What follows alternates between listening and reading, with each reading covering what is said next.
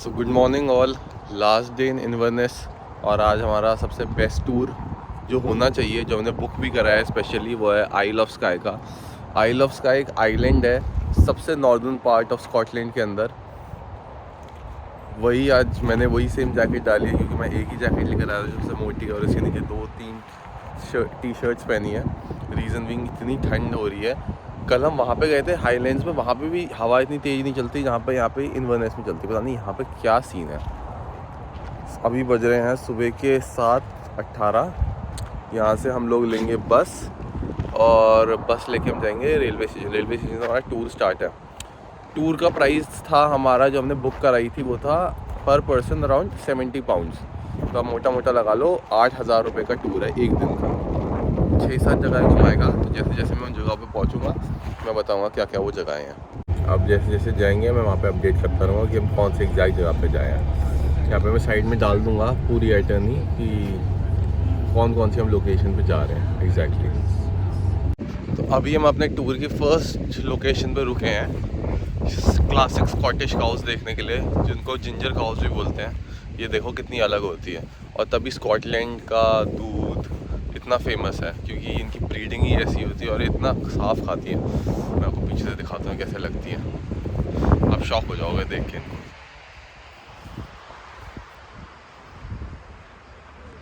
देखा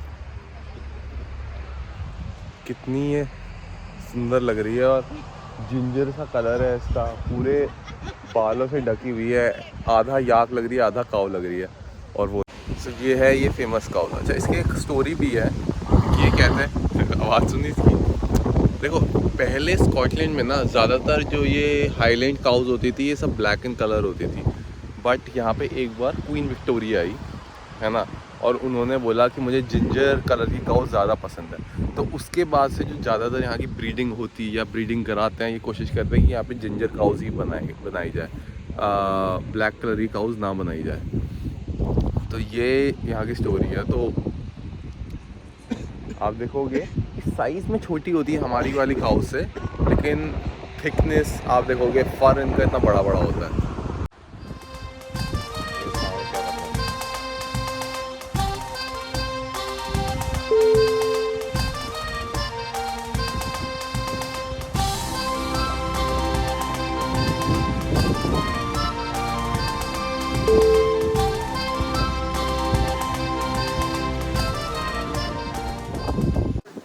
अभी हम एक स्टॉप पे रुके हैं टू सी, यहाँ पे एक कासल है बहुत फेमस और बहुत पुराना। उसे ये लोग कहते हैं अनखर्ट कासल, मतलब ये लोग इसको ऐसे ही प्रोनाउंस करते हैं, तो इसलिए मैं भी इसलिए ऐसे करता हूँ अनखर्ट कासल।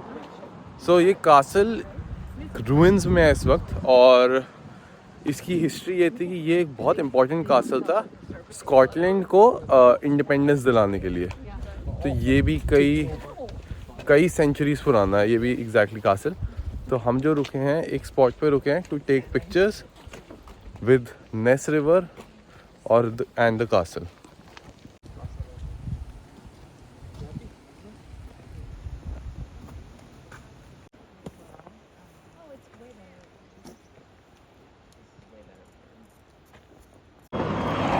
धूप काफ़ी पड़ गई आज, मतलब थोड़ा दिन का टाइम है इसलिए धूप पड़ गई, तो वही कासल थोड़ा ब्लैक ब्लैक आ रहा है। तो मैं कोशिश कर रहा हूँ ऐसे स्पॉट पे जाऊँ जहाँ पे थोड़ा क्लियर दिखे। यहाँ का मौसम का कोई भरोसा नहीं है, कभी धूप, कभी ठंड, कभी हवा, कभी बारिश, कुछ भी होता है हर 5-5 मिनट में। तो मैं स्पॉट ढूंढता हूँ जहाँ से कुछ दिखे हमें ढंग से।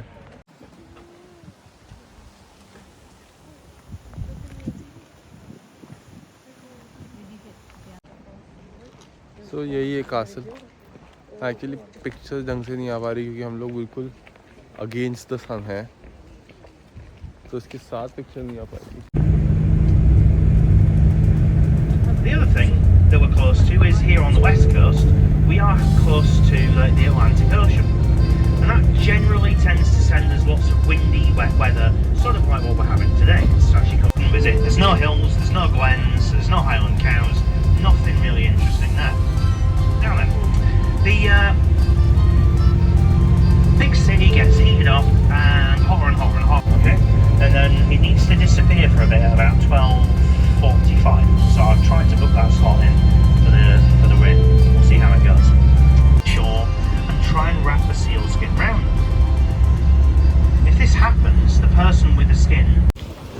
हम अपने सेकंड स्टॉप पर रुके हैं जो काफ़ी फेमस है, इसको बोलते हैं ईलन डोनल कासल। सो देखो ये जो कासल है ये इस रिवर के बीचों बीच है, हाईलैंड्स के बिल्कुल बीचों बीच है। क्या व्यू है इसका, देख रहे हो। मैंने हाईलैंड्स के पहाड़ों की एक चीज़ देखी है, जैसे हमारे यहाँ पहाड़ होते हैं, कहीं भी पहाड़ देखे या तो वो बिल्कुल पत्थर के होते हैं, नंगे पहाड़ है ना, या तो दूसरे होते हैं पेड़ों से ढके हुए। लेकिन यहाँ पे ना घासों के पहाड़ है, मतलब पहाड़ है और पूरी घास है, और इतनी सिमेट्रिकल घास है कि ना कोई बड़ी बड़ी घास है ना कोई छोटी छोटी घास है। ऐसा लगता है ग्राउंड में जैसे घास नहीं कवर होती कोई भी स्टेडियम में, बिल्कुल वैसे ही। तो ये रहा कासल। इस कासल की थोड़ी मैं हिस्ट्री जानता हूँ और फिर बताता हूँ कि क्या इसकी एग्जैक्ट हिस्ट्री है। हल्की हल्की बारिश भी होने लगी है। अभी इन्होंने एक मुझे बात बोली थी कि हाईलैंड्स में क्या होता है कि मौसम पे कभी भरोसा नहीं करना चाहिए। अगर यहाँ पे आगे कोई बोले द वेदर इज़ बैड, दूसरा आदमी कहता है give it 15 minutes it will change. तो ये इनका एक तकिया कलाम है कि हर 15 मिनट में यहाँ पे वेदर चेंज हो जाती है।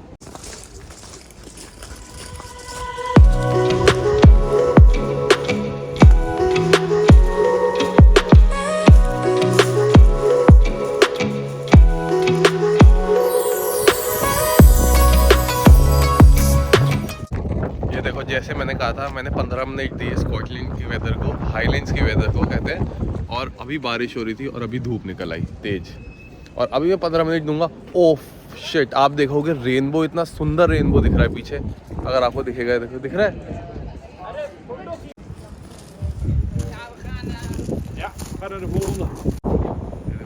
रेनबो दिख रहा है, नेकेड आई से दिख रहा है, लेकिन कैमरे में दिख रहा है ये।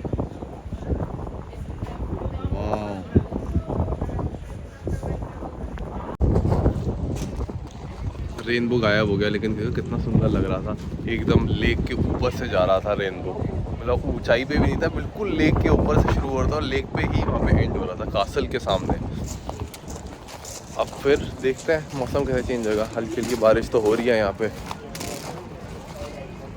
एक्चुअली यहाँ पे कासल के में एंट्री की फ़ीस है 12 पाउंड। तो अभी मैं थोड़ा स्केप्टिकल हूँ कि अंदर जाऊँ ना जाऊँ, क्योंकि एग्जैक्टली क्या है, कोई हमारे ग्रुप से कोई एक आध बंदा है ना देख के, तो फिर मैं देखता हूँ कि वर्थ है जाना अंदर या नहीं है। क्योंकि हम पे वैसे भी हमें बस वाले ने 30 मिनट दिए यहाँ पे रहने के लिए। मैं एक्चुअली किसी से हिस्ट्री पूछता हूँ इसकी एग्जैक्टली क्या है, और फिर मैं बताता हूँ। लेकिन जितना मैंने मोटा मोटा सुना है इसकी हिस्ट्री में यह है कि जो कासल बनाया गया है ना, ये एक ड्रंकार्ड की ड्रीम से बनाया गया। मतलब एक आदमी ने एक रात को बहुत शराब पी ली थी, जिसने कासल बनाया है, जिसके लिए कासल बनाया है, और उसको सपने में आया था इस डिज़ाइन का कासल, और एग्जैक्टली फिर उसी डिज़ाइन का कासल बनाया गया। तो इसलिए बहुत बड़ा और ह्यूज नहीं है, थोड़ा नॉर्मल सा दिखने में, लेकिन ये उसके पीछे ही कहानी है। अब ये क्यों बनाया गया, किसके लिए बनाया गया, कौन से साल के लिए बनाया गया, ये मैं अपने ड्राइवर से या गाइड से पूछता हूँ पहले। सो मैंने यहाँ की हिस्ट्री पूछी, तो हमारे ड्राइवर गाइड है, उन्होंने बहुत अच्छा बताया। सो सारे स्कॉटलैंड में जो कासल है वो ड्यूरिंग द बैटल और फॉर द बैटल, मतलब जब बैटल चल रही होती है तब बनाए जाते हैं। इसकी हिस्ट्री ये है, ये बनाया गया था 12th सेंचुरी में। 12th सेंचुरी मतलब आप लगा लो आज से 800-900 साल पहले।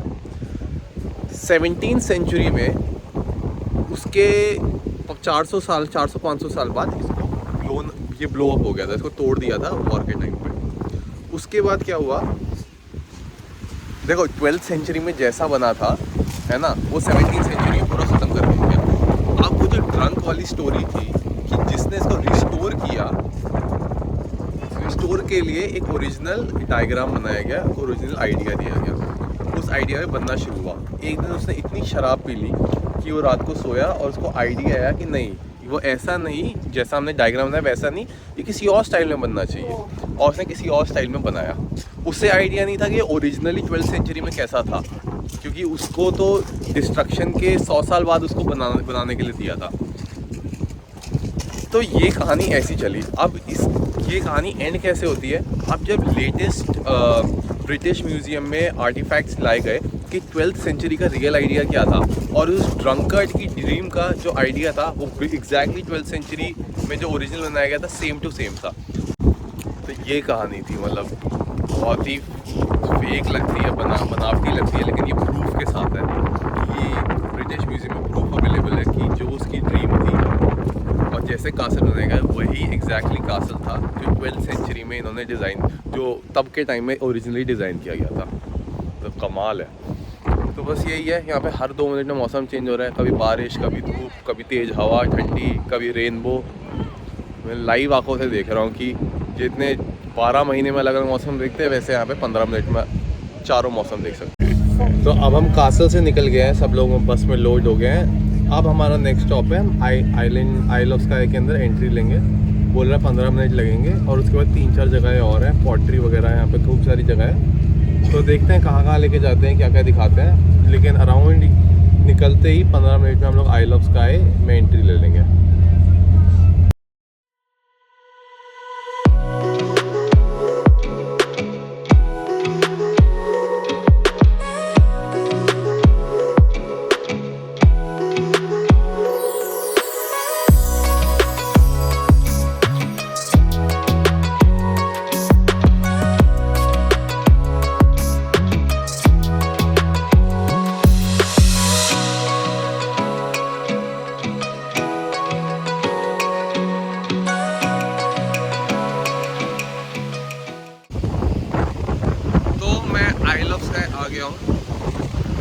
ये जगह हमारा फर्स्ट स्टॉप है। इतनी तेज बर्फीली हवा चल रही है यहाँ पे, और मैंने आपको व्यू दिखाया था। ये एक आइलैंड है सबसे नॉर्दर्न पार्ट ऑफ स्कॉटलैंड के अंदर। अगर ये आइलैंड इसलिए फेमस है, एक तो ये बहुत ही ज़्यादा सेक्लूडेड है and it is very famous क्योंकि यही वो आइलैंड है जहाँ पे 8th सेंचुरी में वाइकिंग्स रहते थे। काफ़ी सारे वाइकिंग्स स्कैंडिनेवियन कंट्री से यहाँ पे आए थे, तो इसलिए ये फेमस है। आप पूरा व्यू देखो, इस तरफ पहाड़ों से घिरा हुआ है और आपको आवाज़ आ रही होगी हवा की। आप देख भी रहे हो कितनी तेज़ हवा चल रही है। मैं आपको बैकग्राउंड में दिखाता हूँ मेरे क्या है। ये सारे वाटरफॉल्स हैं और वाटरफॉल से जो पानी आ रहा है वो यहाँ पे नीचे। इस आइलैंड के आगे जो सी है जिससे घिरा हुआ है, इसको बोलते हैं नॉर्वेन सी। जो नॉर्वे का सी है ना, वो है यहाँ पे आसपास। काफ़ी टाइम में बर्फ भी जगह रहता है। अभी आपको एक वीडियो इसलिए ये पीक सीजन है, समर टाइम, वरना यूजुअली यहाँ पे की और पॉपुलेशन तो बहुत ही तेज हवा चल रही है, मतलब मैं ही हिल रहा हूँ।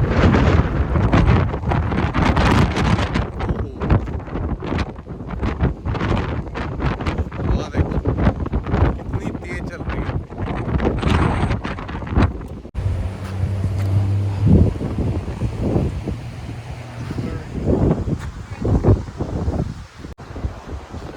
बहुत ख़तरनाक हवा चल रही है यहाँ का। आप एनवायरनमेंट देखो, मतलब यहाँ से ये वाटरफॉल से पानी आ रहा है। पीछे देखो अलग अलग टाइप के यहाँ पे घास है, पर्पल कलर की, रेड कलर की, और ऊपर चढ़ोगे तो। और अब मैं जाता हूँ वहाँ पे उस स्टॉप पे, वहाँ पे कुछ मूर्ति बनी हुई है, वहाँ पे थोड़ी बहुत पिक्चर्स लेके फिर चलते हैं आगे की। ये बहुत ज़्यादा चल रही है।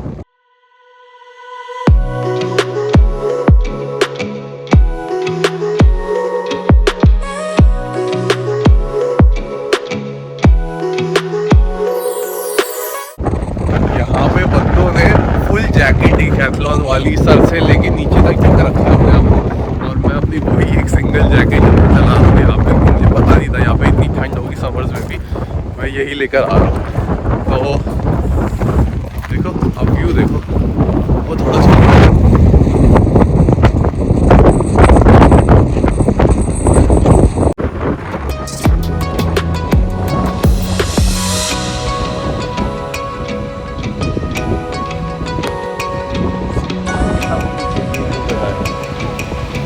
और यहाँ पे बारिश भी शुरू हो गई है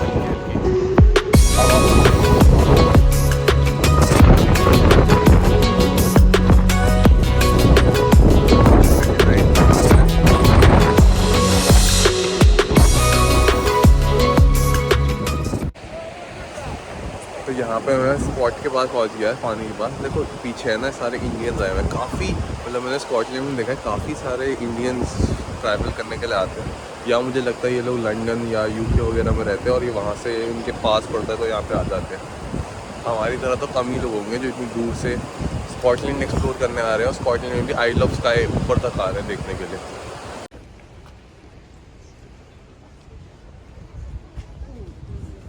अब आइल ऑफ स्काई के अंदर एक जगह है पॉटरी, यहाँ पे हमारी बस ने हमें रोका है। अब यहाँ पे हमें लंच के लिए रोका है, तो मैं ढूंढ रहा हूँ क्या है, क्या क्या मिलता है अभी लंच पे। फिर लंच करके फिर हम बस पे रूट करेंगे। ये एक्चुअली खुद से ही एक पूरा एक अपना प्रॉपर शहर बनाया हुआ है। खूब सारी शॉप्स है, खूब सारा खाने पीने का, लेकिन मैं देखता हूँ क्या मिल सकता है यहाँ पे अच्छा।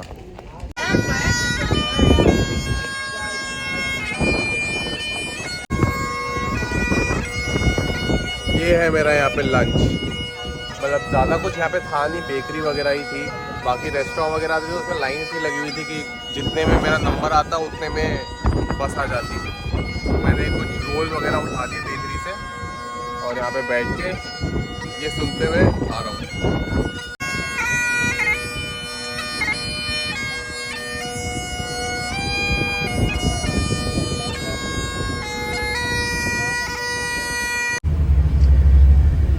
So the Picts, those people that I'd said that lived here 5,000 years ago, are the first settlers in this part. The sheep, by the way, aren't the road user you've got to worry about. It's usually the rental drivers.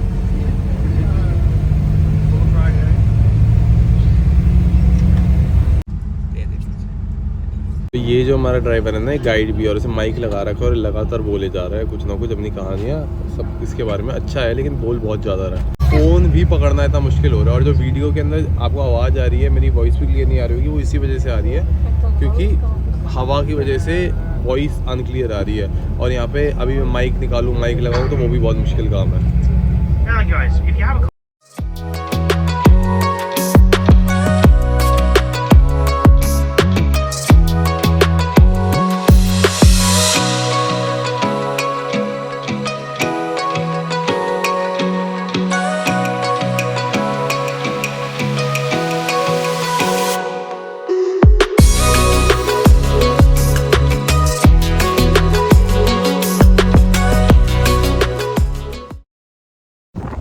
अब एक और stop पे रुके हैं। बहुत अच्छा view है ऊपर, तो व्यू देखने जा रहे हैं थोड़ी हाइक करके।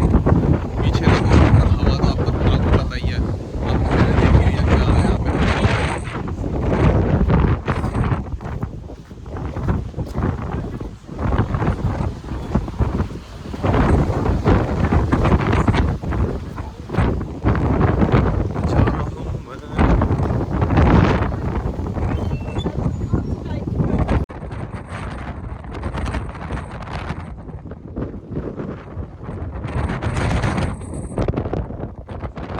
इतनी तेज हवा चल रही है, ऐसा लग रहा है मेरे हाथ से फोन उड़ेगा। मैंने तो रस्सी वस्सी बांधी फोन से। अब हम यहाँ पे टॉप पे आए हैं, यहाँ से व्यू देखो टॉप से। बस मैं पहुँच गया ऊपर। ओ हाईलैंड्स और अपन और वही सी।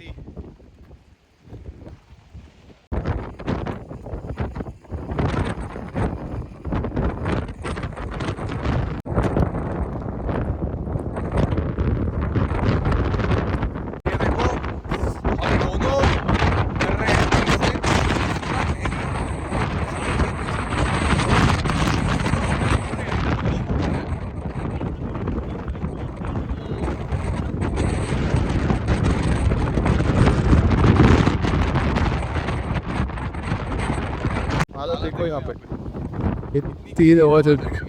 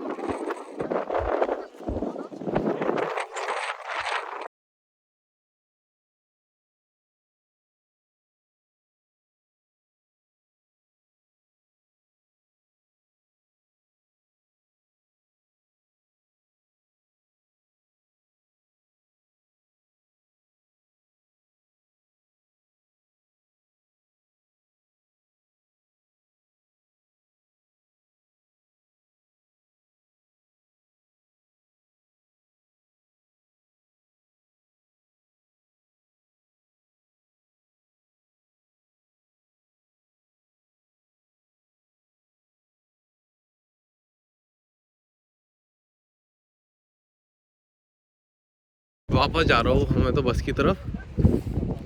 ये बच्चों का काम नहीं है, मतलब ये बहुत ही डेंजरस जगह है आइल ऑफ स्काई खासकर।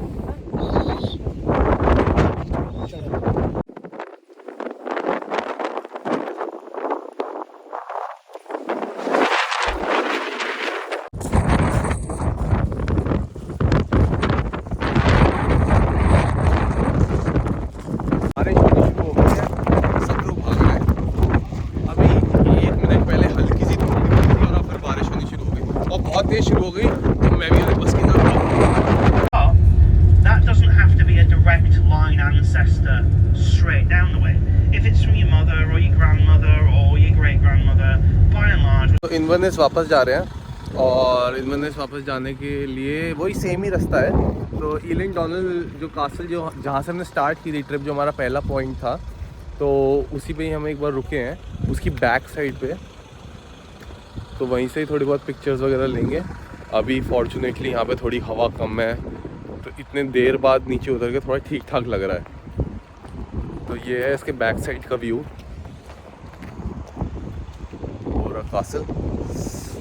तो बोलते हैं कि जो भी पोस्ट कार्ड्स वगैरह होते हैं उसकी ज़्यादातर इमेजेस यही उसके बैक साइड से ही लेते हैं लोग। तो यहाँ से 1-2 फ़ोटोज़ वगैरह लेंगे और फिर बस में बैठ के चलेंगे। 10 मिनट का ही ब्रेक लिया है यहाँ पे हमने।